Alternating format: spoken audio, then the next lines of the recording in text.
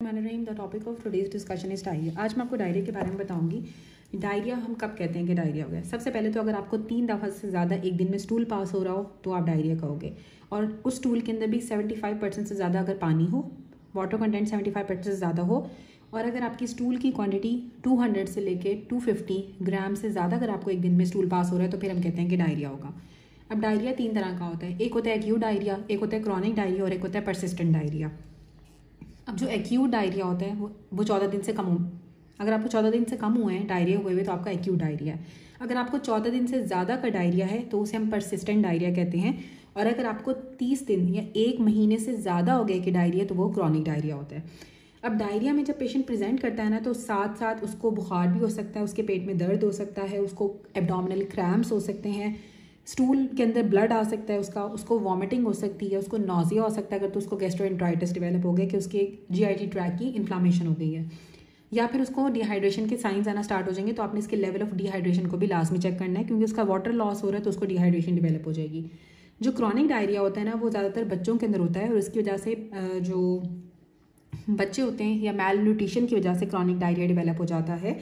और इसमें जो है ना यूजुअली पेशेंट जो है फेलियर टू थ्राइव हो जाते हैं कि उनसे वो कोप अप ही नहीं किया जा रहा होता है। तो इस तरह से हमें फिर पेशेंट्स को कभी कभी लेवल ऑफ डिहाइड्रेशन के हिसाब से हमने उनको माइल्ड डायरिया है या स्वेयर डायरिया है, हम उनको हॉस्पिटलाइजेशन करते हैं, उनको हॉस्पिटल में एडमिट करते हैं।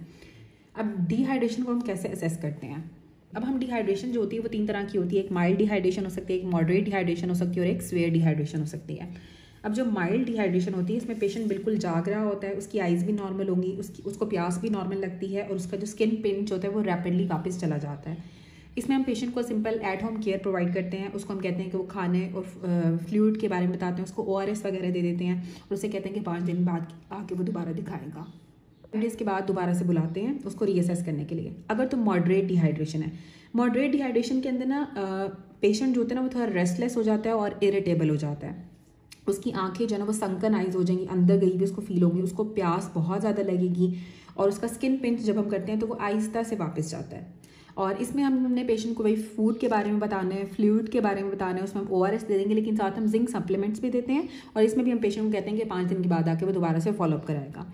अगर तो स्वेयर डिहाइड्रेशन डेवलप हो गई है जिसमें पेशेंट बिल्कुल इतनी ज़्यादा डिहाइड्रेशन होती है कि पेशेंट बिल्कुल लेथार्जिक हो जाता है, कि उससे चला भी नहीं जाता है, बहुत ज़्यादा वीक फील करता है, और साथ ही उसको अनकॉन्शियस भी हो सकता है। आइज़ इसमें भी संकन होंगी, और इवन वो प्यास उसको लग रही होती है लेकिन वो पानी पी भी नहीं पाता है, इतनी ज़्यादा उसको डिहाइड्रेशन होगी कि वो पानी भी नहीं पी पा रहा है, और उसका स्किन पिंच जब हम करते हैं तो बहुत आहिस्ता से वापस आती है। इसके स्किन पिंच स्लोली अगर वापस आ रही है तो स्वेयर डिहाइड्रेशन होगी। इसमें पेशेंट को एडमिट करना ज़रूरी होता है क्योंकि वो ऑरली नहीं ले पा रहे, तो आपने उसको IV फ्लूइड्स देने होते हैं जिसमें हम रिंगल लैक्टेट या नॉर्मल सलाइन देते हैं 100 ml पर kg के हिसाब से, और साथ हमने उसका प्रॉपर अप्रोप्रिएट ट्रीटमेंट करना होता है जिसमें हम उसको एंटीबायोटिक्स और बाकी सारे ट्रीटमेंट देते हैं according to the type of bacteria के हिसाब से जिस वजह से उसको डायरिया डेवलप हुआ है।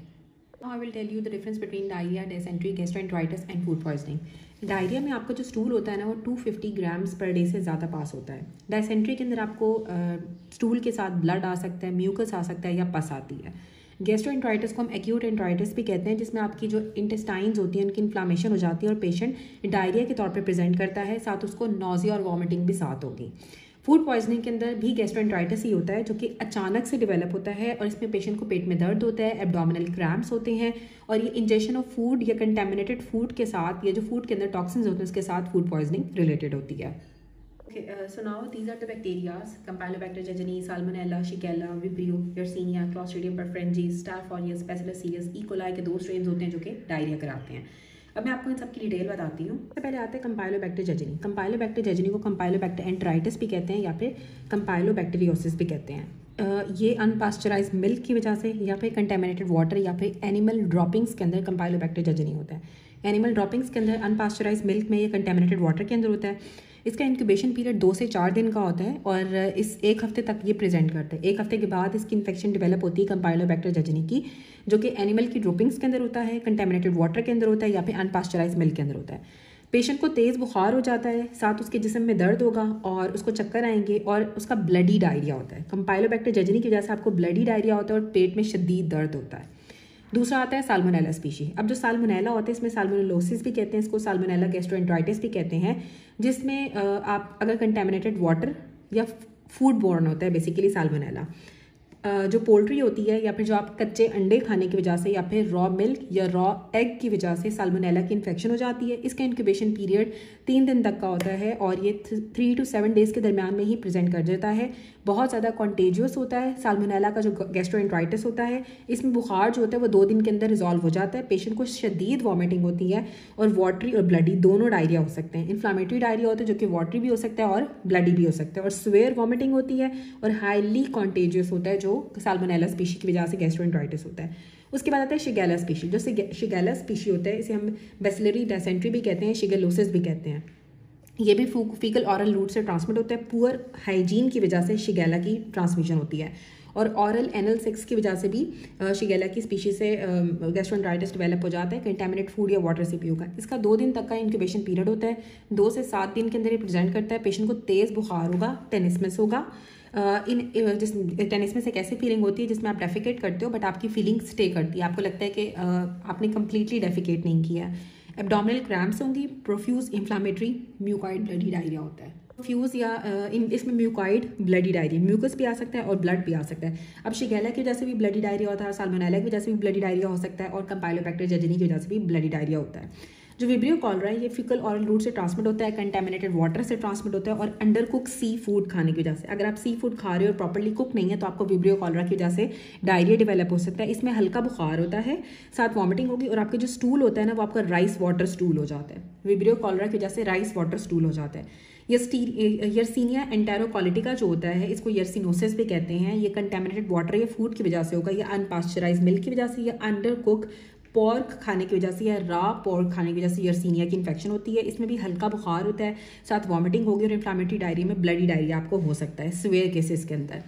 और देखें जो अनपास्चराइज मिल्क से जो है ना वो आपका साल्मोनेला की भी इन्फेक्शन हो रही थी और अनपास्चराइज मिल्क से कंपाइलोबैक्टर की भी इन्फेक्शन होती है और अनपास्चराइज मिल्क से यर्सीनिया भी होता है। जो क्लॉस्ट्रीडियम परफ्रेंजीज होता है ये अगर आप प्रॉपर्ली खाना कुक नहीं होगा तो क्लॉस्ट्रीडियम परफ्रेंजीज की वजह से इन्फेक्शन हो सकती है। और अगर आपने जो पुअरली रीहीटेड या पुअरली रेफ्रिजरेटेड मीट, अगर आपका जो पुअरली या रीहीटेड मीट होता है उसकी वजह से क्लॉस्ट्रीडियम परफ्रेंजीज की इन्फेक्शन होती है। ये 6 आवर्स से लेके 24 आवर्स के अंदर इसका इंक्यूबेशन पीरियड होता है। मतलब 24 घंटे के अंदर अंदर अगर आपने कोई मीट वगैरह लिया है या कुक फूड खाई है और आपको अगर डायरिया डेवलप हो गया तो वो क्लॉस्ट्रीडियम परफ्रेंजीज की वजह से हो सकता है। इसमें प्रोफ्यूज वॉमिटिंग होती है और बाद में आपको वाटरी डायरिया डेवलप हो जाता है और अपर एब्डोमिनल पेन होता है। जो स्टैफ ऑरियस होता है वो डेयरी प्रोडक्ट्स के अंदर होता है, कस्टर्ड के अंदर, मायोनीज के अंदर या कुक्ड मीट के अंदर। अगर कुक्ड मीट होगा उसके अंदर आपका स्टैफ ऑरियस होगा, डेयरी प्रोडक्ट्स में कस्टर्ड हो सकता है, मायोनीज के अंदर स्टैफ ऑरियस होता है।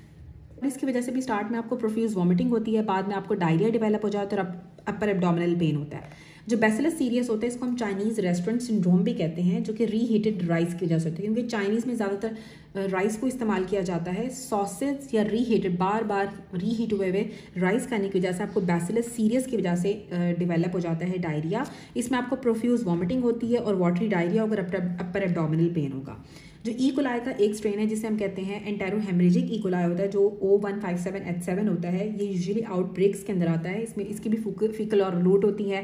कंटेमिनेटेड फूड खाने की वजह से आपको ई कोलाई का डेवलप हो जाता है। इसमें आपको ब्लडी डायरिया, क्योंकि एंटेरोहेमरेजिक ई कोलाई होता है O157H7, तो आपको ब्लडी डायरिया होगा। पेशेंट को शदीद डिहाइड्रेशन हो जाती है, एब्डोमेन टेंडर हो जाता है और साथ उसको बुखार हो जाता है। अब जो ई कोलाई का जो एंटेरोटॉक्सिजेनिक ई कोलाई होता है, अगर आपने रिसेंट कहीं पे ट्रैवल किया हो तो इसे हम ट्रैवलर्स डायरिया कहते हैं। ट्रैवलर्स डायरिया जो होता है वो एस्क्रीशिया कोलाई ETEC की वजह से, एंटेरोटॉक्सिजेनिक ई कोलाई की वजह से आपको ट्रैवलर्स डायरिया डेवलप हो जाता है। रीसेंट ट्रैवल की हिस्ट्री होती है, पेशेंट को वाटरी डायरिया होगा, एब्डोमिनल क्रैम्प्स होते हैं और नोजिया और पॉसिबली वॉमिटिंग भी हो सकती है। अब हमारे पास एक पेशेंट आ गया है जिसको डायरिया हुआ है। सबसे पहले तो आपने ये चेक करना होता है कि उसको इन्वेसिव डायरिया है या टॉक्सिजेनिक डायरिया है। अब इन्वेसिव और टॉक्सिजेनिक डायरिया को हमने इसलिए डिफरेंशिएट करना होता है आप, क्योंकि ऑर्गेनिज्म को तो आप नहीं इमरजेंसी में लोकेट कर सकते इतना जल्दी, तो सबसे पहले आपने ये चेक कर लेना कि इन्वेसिव है या टॉक्सिजेनिक है। उसमें हम पेशेंट की हिस्ट्री लेते हैं, जिसमें सबसे पहले उसके ऑनसेट के बारे में पूछते हैं, ड्यूरेशन के बारे में पूछेंगे, रीसेंट ट्रैवल हिस्ट्री के बारे में पूछते हैं और अगर रीसेंट कोई एंटीबायोटिक यूज़ तो नहीं किया उसने या कहीं हॉस्पिटलाइजेशन तो उसकी नहीं हुई है। ये 4 चीज़ें आपने लाजमी पूछनी है। अब ऑनसेट में ये होता है कि अगर तो पेशेंट को बहुत, और जो ऑनसेट है ना वो अचानक से अगर उसको वॉमिटिंग और डायरिया स्टार्ट हो गया तो इसका मतलब है कि टॉक्सिजेनिक कॉज है, कि फूड के अंदर कोई ना कोई टॉक्सिन था जिसकी वजह से उसको टॉक्सिजेनिक कॉज है डायरिया की। लेकिन अगर उसको आहिस्ता आहिस्ता अगर डायरिया डेवलप हुआ है तो इसका मतलब है कोई इन्वेसिव कॉज है। दूसरी चीज़ आती है ड्यूरेशन। अगर तो हमारे पास उसको गैस्ट्रोएंटेराइटिस खाना खाने के 24 घंटे के अंदर अंदर डेवलप हो गया तो इसका मतलब है कि टॉक्सिन था फूड के अंदर। और अगर आहिस्ता आहिस्ता ग्रेजुअल ऑनसेट है, थोड़ा आहिस्ता आहिस्ता डेवलप हुआ है तो इसका मतलब है कि उसकी ड्यूरेशन जो थी वो ग्रेजुअल थी।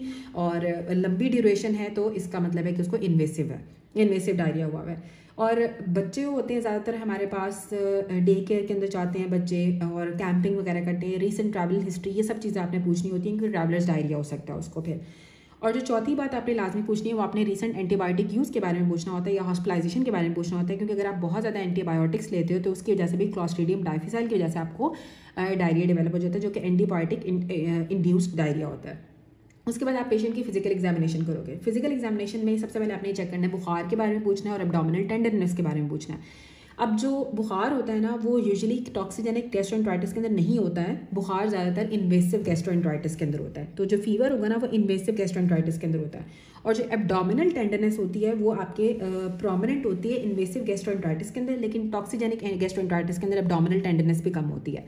तो जब आपका इन्वेसिव गैस्ट्रोएंटेराइटिस होगा ना तो पेशेंट को बुखार भी होगा और उसका एब्डोमेन भी टेंडर हो जाए कि हाथ लगाने से भी उसके पेट में दर्द होगा इन्वेसिव गैस्ट्रोएंटेराइटिस में।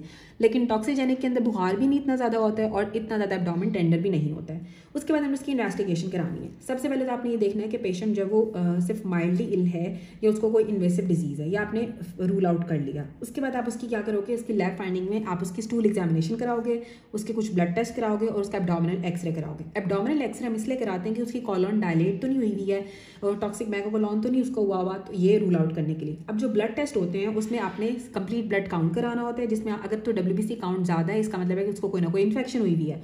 आपने उसको यूरिया क्रेट और इलेक्ट्रोलाइट कराना होता है क्योंकि डिहाइड्रेशन की वजह से आपके यूरिया क्रेट इलेक्ट्रोलाइट डीरेंज्ड हो जाते हैं। और तीसरी चीज़ आपने उसकी ABGs करानी होती हैं जिससे हम उसकी मेटाबॉलिक एसिडोसिस को रूल आउट कर सकते हैं। अब आती है हमारे पास स्टूल एग्जामिनेशन। स्टूल एग्जामिनेशन आपने स्टूल सैंपल के अंदर अगर तो आपको ल्यूकोसाइट्स नजर आ रहे हैं, WBCs नजर आ रही हैं स्टूल सैंपल के अंदर, इसका मतलब है कि उसको इन्वेसिव डायरिया हुआ है। अगर तो पेशेंट की एंटीबायोटिक की हिस्ट्री होगी ना पिछले 2 हफ्तों के अंदर ही, तो आपने स्टूल सैंपल क्लॉस्ट्रीडियम डाइफिसाइल के लिए भी भेजना होता है, ये चेक करने के लिए क्लॉस्ट्रीडियम डाइफिसाइल का टॉक्सिन तो नहीं है उसके स्टूल के अंदर। स्टूल का कल्चर हम कराते हैं, स्टूल की सेंसिटिविटी कराते हैं, जो टॉक्सिन्स होते हैं वो हमें स्टूल कल्चर के ऊपर नजर आ जाते हैं। स्टूल की माइक्रोस्कोपी हम कराते हैं ताकि हम ये देख सकें कोई ओवा या पैरासाइट्स तो स्टूल के अंदर अवेलेबल नहीं है। तो आपने 3 चीज़ें करानी है डायरिया वाले पेशेंट की। सबसे पहले आपने उसकी स्टूल एनालिसिस करानी है, उसका कंप्लीट ब्लड काउंट कराना है, एब्डोमिनल एक्सरे कराना है। एब्डोमिनल एक्सरे कोलोन की डायलिटेशन के लिए और complete blood count, blood test के अंदर कंप्लीट ब्लड काउंट कराना है, यूरिया इलेक्ट्रोलाइट्स करानी है। कंप्लीट ब्लड काउंट में हम WBC काउंट उसका ज़्यादा होगा, यूरिया इलेक्ट्रोलाइट्स और उसके डिरेंज हो सकते हैं डिहाइड्रेशन की वजह से। और तीसरी चीज़ उसकी हम ABGs कराएंगे, आर्टीरियल ब्लड गैस कराते हैं मेटाबॉलिक एसिडोसिस को रूल आउट करने के लिए। और जो लास्ट चीज़ होती है वो हमने स्टूल की एग्जामिनेशन करनी है। उसका अगर आपको WBC स्टूल में नजर आ रहे हैं तो इसका मतलब इन्वेसिव डायरिया। अगर तो उसने पिछले 2 हफ्तों के अंदर एंटीबायोटिक्स लिए हैं तो आपने से क्लॉस्ट्रीडियम डाइफिसाइल के लिए उसके स्टूल को भेजना होता है, ठीक है, क्लॉस्ट्रीडियम डाइफिसाइल टॉक्सिन के लिए। और आप स्टूल की जो वो माइक्रोस्कोपी कराओगे जिसके ऊपर आपको ओवा या पैरासाइट्स नजर आ जाएंगे। जब हम स्टूल का कल्चर कराएंगे तो हमें जो टॉक्सिन्स होते हैं वो हम डिटेक्ट कर लेते हैं स्टूल कल्चर के ऊपर। नाउ मैं आपको बताती हूँ कि मैनेजमेंट आपने किस तरह से करनी है किसी भी पेशेंट की इमरजेंसी के अंदर अगर कोई डायरिया के साथ आता है। सबसे पहले तो आपने उसको लार्ज बोर IV लाइन पास कर देनी है। ये वो वाले पेशेंट्स होते हैं जिनको स्वेयर डिहाइड्रेशन हो जाती है और जिनको आप एट होम केयर अब उनके लिए ठीक नहीं होती है क्योंकि वो ऑरली टॉलरेट नहीं कर रहे होते हैं। तो आपने सबसे पहले उनकी IV रिहाइड्रेशन करनी है। IV देने के बाद फिर आप उनको ऑरल रिहाइड्रेशन के ऊपर फोर्स करेंगे या फिर उनको सजेस्ट करेंगे। सबसे पहले आता है हमारे पास IV रिहाइड्रेशन के अंदर हम उसको 0.9% नॉर्मल सलाइन आप अटैच कर सकते हो 1 लीटर, या फिर आप रिंगर लैक्टेट दे सकते हो 1 लीटर IV हम देते हैं। अब 100 ml पर kg के हिसाब से भी दे सकते हैं या फिर जो है वो हम उनको 1 लीटर भी अटैच कर सकते हैं। अब उसके बाद हम उसको ऑरल रिहाइड्रेशन का कहते हैं कि वो फ्रूट जूसेस पिए, नॉन सॉफ्ट ड्रिंक्स ले और मिल्क नहीं लेना होता है क्योंकि अक्सर लोगों को जब गैस्ट्रोएंटेराइटिस होता है ना तो उनको ट्रांजिएंट लैक्टेज डेफिशिएंसी हो जाती है कि मिल्क लेने से भी उनको मजीद डायरिया हो जाता है। तो आपने मिल्क को अवॉइड करना है। तीसरी चीज़ क्या करनी है आपने कि आपने एंटीएमेटिक्स, अगर उसको बहुत ज़्यादा नॉजिया हो रहा है और वॉमिटिंग हो रही है तो आप ग्रेविनेट, जिसे हम डायमिन हाइड्रोनेट कहते हैं, वो दे सकते हैं या फिर ऑन्डेंसेटोन या ऑनसेट लगा सकते हैं। चौथी चीज़ ये होती है कि आप उसको एंटी डायरियल ड्रग्स दोगे, लेकिन अगर उसको टॉक्सिजेनिक डायरिया एक ऐसा डायरिया होता है जो कि 24 घंटे से कम के अंदर डेवलप हुआ होता है। तो 24 घंटे से अगर कम के अंदर या किसी फूड के साथ या किसी एक्यूट इवेंट के साथ अगर रिलेटेड होगा तो उन तरह के पेशेंट्स को हम लोमेटिल या फिर इमोडियम दे सकते हैं। जो इमोडियम होती है वो लोप्रामाइड होती है और जो लोमेटिल होती है वो डाइफेनॉक्सिलेट होती है। और लेकिन जो इन्वेसिव डायरिया है जो कि ग्रेजुअली इंक्रीज़ किया है और जिसमें पेशेंट को बुखार बहुत ज़्यादा हो जाता है, एब्डोमेन टेंडर हो गया, तो आपने उसके अंदर एंटी डायरियल ड्रग्स नहीं देनी है जिसमें आपकी इमोडियम या लोमोटिल होती है। जो प्रोबायोटिक्स होते हैं वो जो आपके इन्फेक्शियस डायरिया होता है उसकी सिविरिटी को डिक्रीज कर देते हैं, तो प्रोबायोटिक्स भी हम दे सकते हैं। ठीक है, अब आती है एंटीबायोटिक थेरेपी। एंटीबायोटिक्स जो होती हैं वो आपने इन्वेसिव डायरिया के लिए देनी होती हैं, सिंपल वाटरी डायरिया, टॉक्सिजेनिक डायरिया के लिए आपने एंटीबायोटिक्स नहीं देनी होती हैं। अब जो एंटीबायोटिक्स है ना, इसमें जो ड्रग ऑफ चॉइस होती है वो सिप्रोफ्लॉक्सिसिन होती है, जिसमें आपकी फ्लोरोक्विनोलोन्स आती हैं या फिर आपका जो है वो सिप्रोफ्लॉक्सिन आती है। जो सिप्रोफ्लॉक्सिन होती है ना, उसकी डोज आपने 500 mg दिन में 2 दफ़ा 3 दिन तक लेनी होती है। और सिप्रोफ्लॉक्सिसिन की जगह आप नॉरफ्लॉक्सिसिन भी ले सकते हो या फिर लियोफ्लॉक्सिसिन भी ले सकते हो। लेकिन जो एंटीबायोटिक ऑफ चॉइस या ड्रग ऑफ चॉइस जो है जिसकी एक्टिविटी सबसे अच्छी होती है ज़्यादातर इन्फेक्शियस एजेंट्स के अगेंस्ट डायरिया में, वो सिप्रोफ्लॉक्सिसिन है। और जो ई कोलाई होता है ना, उसमें आप एंटीबायोटिक थेरेपी नहीं करते हो, क्योंकि एंटेरोहेमरेजिक ई कोलाई के अंदर आपने एंटीबायोटिक थेरेपी नहीं करनी होती है। अब जो एडल्ट्स के अंदर फर्स्ट लाइन एजेंट्स होती हैं डायरिया के लिए, फ्लोरोक्विनोलोन, सिप्रोफ्लॉक्सिसिन, नॉरफ्लॉक्सिसिन, लेवोफ्लॉक्सिसिन होती है। अगर तो प्रेग्नेंट वुमेन है या बच्चों के अंदर हम एजिथ्रोमाइसिन दे सकते हैं डायरिया के लिए।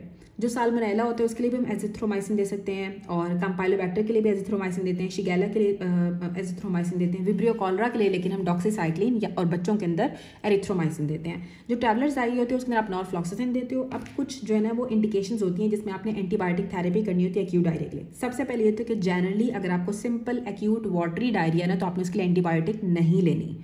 जो एम्पेरिकल एंटीबायोटिक होती है वो आपने तब लेनी है अगर तो आपको ब्लडी या म्यूकस स्टूल आ रहा है, या अगर आपको बुखार हो गया है, या अगर आपको स्कैंट ब्लडी स्टूल आ रहा है, साथ बुखार है, पेट में दर्द है और टेनिसमस डेवलप हो गया है। ठीक है, incomplete feeling of evacuation, defecation हो गई है, तो इस तरह की कंडीशंस में आप एंटीबायोटिक लोगे। या ट्रैवलर्स डायरिया कि आपको हाई ग्रेड फीवर हो गया है और सेप्टिक फाइंडिंग्स आ रही हैं, तो फिर आपने एंटीबायोटिक लेनी है। अदरवाइज एक्यूट वाटरी डायरिया के लिए आपने एंटीबायोटिक्स नहीं लेनी होती हैं। अब जो एम्पेरिकल एंटीबायोटिक होती है ना, उसमें आपकी फ्लोरोक्विनोलोन्स को या फिर एजिथ्रोमाइसिन, इन दोनों को ही आप ले सकते हो डिपेंडिंग अपॉन की पैथोजन जो आपकी लोकल कम्युनिटी में अवेलेबल है। रिफॉक्सिमिन जो होती है ना, उसको हम यूज़ कर सकते हैं सस्पेक्टेड इन्फेक्शन के अंदर अगर तो नॉन इन्वेसिव बैक्टीरिया है। ठीक है, नॉन इन्वेसिव बैक्टीरिया जो ब्लडी डायरिया भी नहीं कर रहा है उसके लिए हम रिफॉक्सिमिन भी ले सकते हैं। और जो एंटीबायोटिक ट्रीटमेंट होता है ना, वो ज़्यादातर हम इम्यूनोसप्रेस्ड पेशेंट्स के लिए भी करते हैं जिनका साथ उनको ब्लडी डायरिया का डेवलप हो गया। इम्यूनो कॉम्प्रोमाइज पेशेंट है और अगर उसको ब्लडी डायरिया डेवलप होगा तो आपने एंटीबायोटिक लेनी है। तो जो मेन बात है वो ये है कि हर वाटरी डायरिया के लिए आपने एंटीबायोटिक नहीं लेनी है।